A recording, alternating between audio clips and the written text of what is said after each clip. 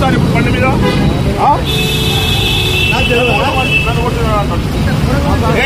ఎట్లా కొడతావు ఇది ఎట్లా కొడతావు ఇప్పుడు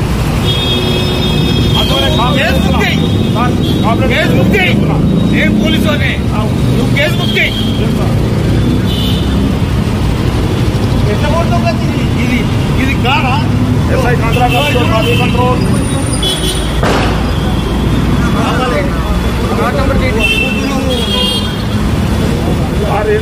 మన సిద్దిపేట ఏసీబీ గారంట ఈయన తాగి నా మీద న్యూస్ చేస్తుండ్రు ఏదో ఒక కారణం పుట్టి డామేజ్ చేస్తుండ్రు